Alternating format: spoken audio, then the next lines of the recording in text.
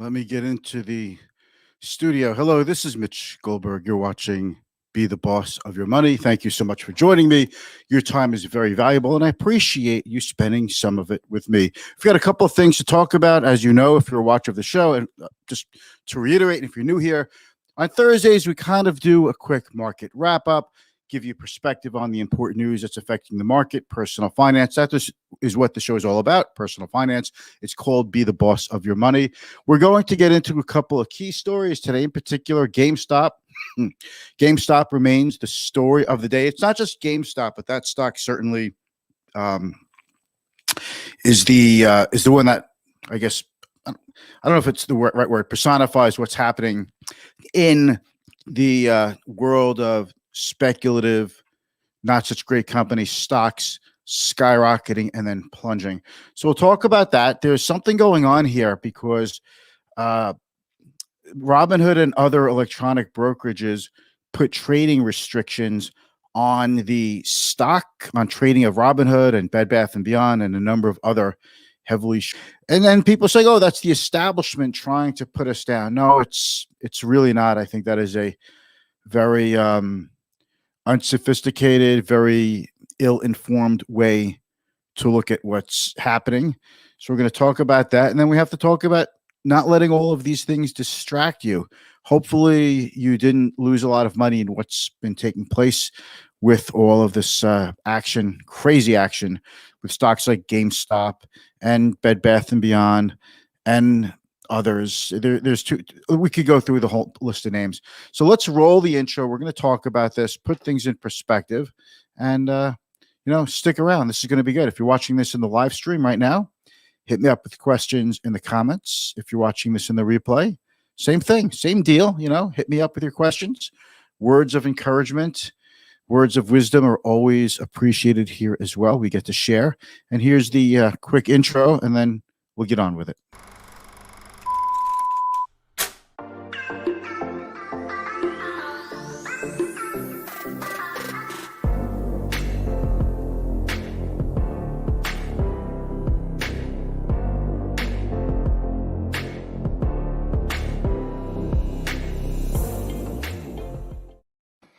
Okay, we are back. Hello, my name is Mitch Goldberg. You are listening to and watching, perhaps, Be the Boss of Your Money, because, you could be listening to this in your car or just wearing your earbuds, and that's cool too, because this is a podcast as well as a live stream. So let's get into it. Today on Be the Boss of Your Money, we're talking about the big story of the week. Probably this will be one of the it's definitely the first big story of the year. That's GameStop, the short squeeze that just took place, and it's about low priced companies that were maybe higher priced at one point, but I wouldn't call these fallen angels by any stretch. These are companies that were at one time bigger, established businesses. The stocks have come down, the businesses have deteriorated. The market capitalization, meaning the overall size of the float of the company, has shrunk to a small cap company. So these stocks, a little bit of buying power, a little bit of share buying could have a big impact. If you buy a lot, put a lot of money into a giant like Apple, it's probably not going to really move the stock. But if you do it with a small stock like GameStop, when it was down to like $3 or $4 a share, it's possible that if enough people buy the stock in one shot, you could move the stock. So that's what happens when these stocks get very, very small. The company gets smaller, the stock goes down a lot. And then you have people who do research in these companies, and they feel that these stocks are not really worth what they're currently trading at. Short sellers, short sellers don't walk around with the moniker short seller, right? So it's not like these guys all are wearing football jerseys, triple extra large football jerseys with the name short seller on the back. And they're not necessarily all, hedge funds. And I know that word is going around a lot. These are just people who are in the market. They're betting on these stocks going even lower, not because they're not because these companies are in great shape. They feel that these companies have a very good shot to go out of business, or at least to continue to deteriorate, which would make the stocks go down even more. So that's what they're betting on. And then I'm not sure what the exact catalyst was, but people started to buy GameStop as an example. And there was a big investor who got behind the stock and bought some and said, I think this could work. And the stock went up more. And then it became a topic on message boards, on Reddit, and other chat rooms. And the stock started to move up. And, when you're shorting a stock, when the stock goes up, you start losing money, and you could lose money very quickly. And, so the people shorting the stock had to buy the stock. So think about small company, small cap stock, low price. All of a sudden you have all this force buying into the stock, and the stock goes up. And the people who shorted it, who are losing money because it went up, they have to cover their short by buying back the stock. So when you short a stock, you sell it first, you buy it later. I know it sounds weird. How could you sell something first if you don't own it? Well, if you borrow something, then you could sell it, as long as the person you borrowed it from says that's okay. And then you expect the stock to go lower. You buy it back lower. You sold it higher. You've got a profit. So I think the important thing is we have to understand what margin is. By the way, Brian, I see you out there. Thoughts on AMC, Nokia, and DOGE? We'll get to that in a little bit. Okay, so just hang on. I want to explain how this whole thing works. So the thing is, the stocks took off like crazy. These shorted stocks, and what people are doing on Reddit and other message boards, what investors are doing is they're getting to. This is tough to. This is more of a possible explanation. It's one thing for investors to buy a stock because it's going up, and they get carried away in the enthusiasm, and they say, "Oh, it's going up; it must be good," or "It goes up every day. I want to jump on this," and it's momentum. Some people think if a stock is going up, it automatically means the fundamentals are improving, but that's not the case with the stocks that are moving up the way they are, like GameStop. All right. So, but if people are getting together deliberately with a plan, you buy this amount of stock, you buy that amount of stock, and you buy that amount of stock. If that's what people are doing to manipulate the price of the stock, well, market manipulation is not allowed. All right. That's a violation of securities rules. You're not allowed to manipulate a stock. Now, just because a stock's going up, and maybe analysts put good reports on it, or investors come up on an idea on their own that the stock company is going to do better, or come out with a big announcement that'll make the stock go up, that's a different story. But colluding is what I'm thinking here. Right or wrong, the stock goes up and everybody starts touting it, gets excited. The messages are, you could read about all the messages on Reddit. Reddit even went private for a little while, where they made wallstreetbets private because they weren't sure if the content rules of Reddit were being followed. I guess they wanted to make sure it wasn't a market manipulation event. All right. So the stock goes up and up and up, and the people are shorting it at 10. Now the stock is at 100. They're losing so much money. It's not even a matter of if they want to stay in the short position or not. You have to come up with margin money. Okay. Margin call money just to stay in the position. You might not have it. So look, I think the important thing is brokerage firms are allowed to do this. Brokerage firms are not allowed to be less strict with their margin requirements, but they could be more strict with their margin requirements. It's not like every brokerage firm has to have the same exact margin requirements for every single stock. They are allowed to change those. So let me explain how margin works.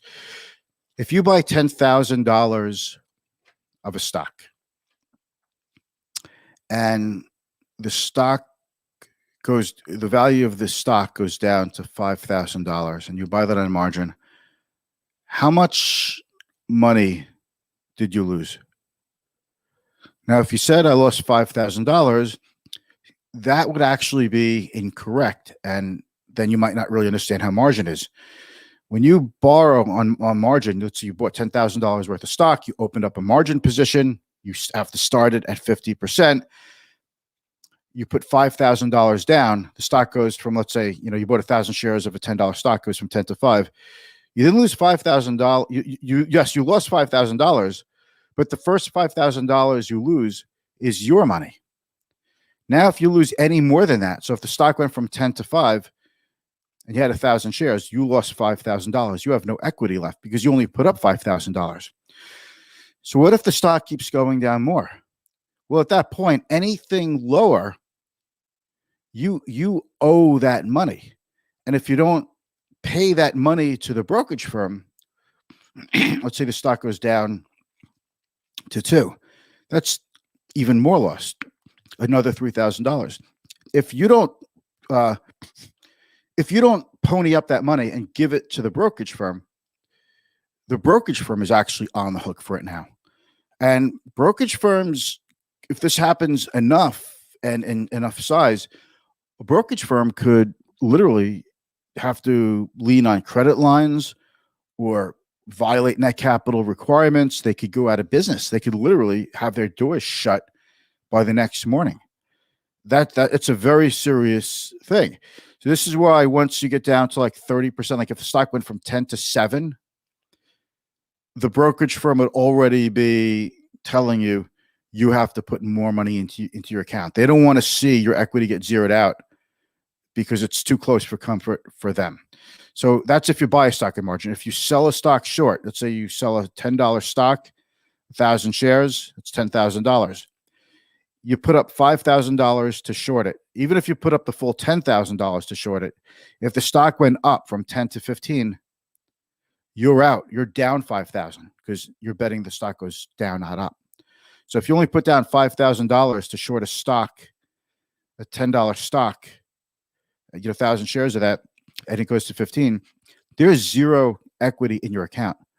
The brokerage firm wants their money because they want you to put up more money as collateral for that trade, because if you don't, the brokerage firm is going to worry that, holy cow, we could be on the hook for losses. Theoretically, there's no limit to theoretically there's no limit to how high a stock could go. So when you are short a stock, your potential loss is unlimited.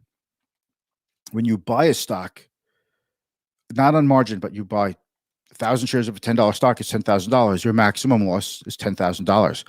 If you short the stock could go to 20, it could go to 100, it could go to 1,000, it could go to 3,000. So if you shorted the stock at 10 and it went to 100, you are on the hook. Your $5,000 that you used to short that $10 stock for 1,000 shares, you now owe $95,000 to the brokerage firm. And if, in the case of GameStop, it just took off so fast from like 150 to 300 or something like that. I mean, the numbers are incredible. That just goes to show you how much money short sellers have lost. And if they don't have the money to pay the margin call, I'm talking right away. Like you get the call from the margin clerk, you owe this amount of money, you have to send it in now. If you don't, we're going to cover that position by buying the stock back, which will be more forced buying at higher prices, and it'll keep the stock going up even higher. And the people behind you are now also going to have a problem with margin. And there's one hedge fund manager that had to borrow a few $1 billion from other hedge fund managers to stay in business. This is reported on CNBC this morning. So that's the problem with shorting a stock. Now you could say, well, that's too bad. This is a game of buyers versus sellers, and we, the buyers, are allowed to make as much money. And why should we feel bad for the short sellers? I'm not saying you should feel bad for the short sellers. Okay, that's the short sellers are taking risk just like you, the buyer, is taking risk. The idea is that if you're ganging up with other people deliberately to move a stock that's heavily shorted, colluding to do something, that is a very different story. The other problem is that if there's enough losses, margin losses for a brokerage firm like Robinhood, they could conceivably have to close their doors, which means other firms that lend to them are now going to be on the hook for margin calls, and it could spread throughout the market. And then you start seeing massive selling in other stocks that are good companies, maybe, but if you have to raise money to pay for a margin call, you don't sell what you want, you sell what you can. And that is very much behind the blame for yesterday's big sell-off. And it slowed down a little bit today because Robinhood and other online trading firms put restrictions on buying and selling, on opening up new positions in stocks like GameStop. A stock like GameStop needs constant, it's like a beast that needs to be fed for the stock to keep going up. But you need constant buyers, because if you relied on the fundamentals, it wouldn't be as high as it is. If you so you have to have this constant buying power that goes into it. So when the brokerage firms, like yesterday, other firms like E-Trades put restrictions on Robinhood. I just think people never expected. Yesterday, companies like E-Trade, online, brokerages put restrictions on GameStop. Did I say on Robinhood? No, on GameStop. Robinhood did it today. So did Interactive Brokers.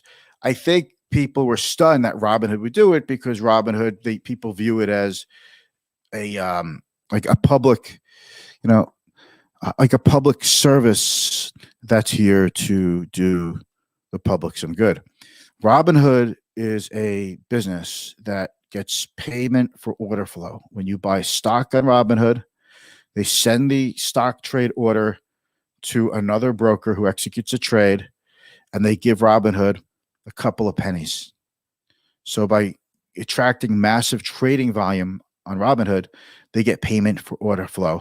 And they have all kinds of bells and whistles and other social engineering tricks to keep people engaged with the app. It's no different than a casino, in my opinion.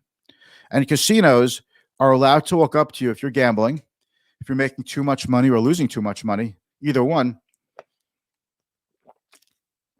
Casinos are allowed to put a restriction on your betting.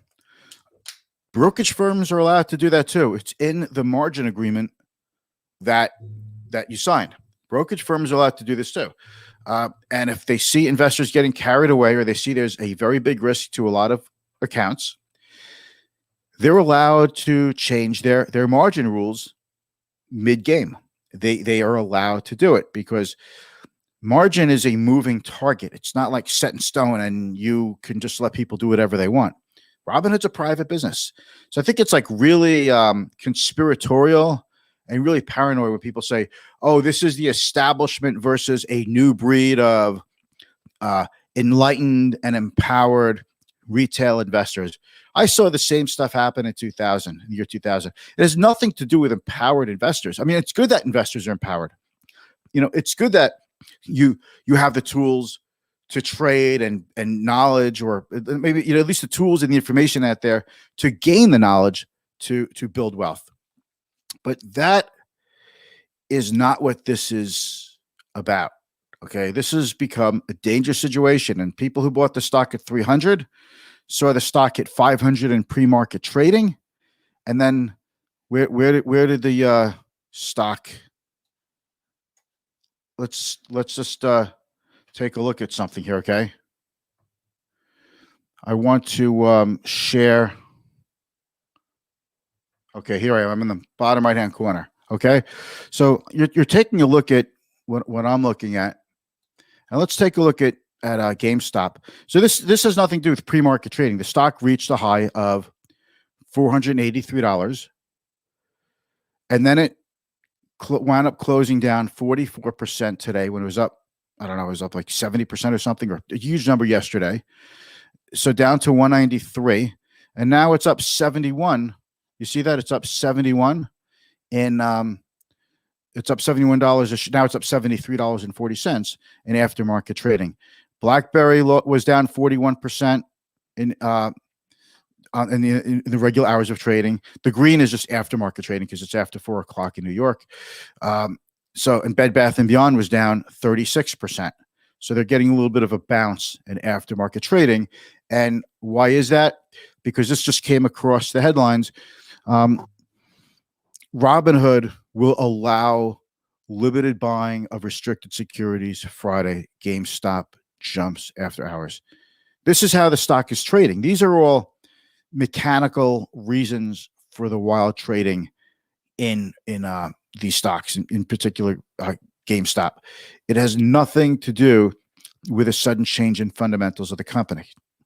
The company's fundamentals did not change between 4 o'clock, the closing of the New York Stock Exchange, and when this article came out at 4:25 p.m. Nothing fundamentally changed with the company.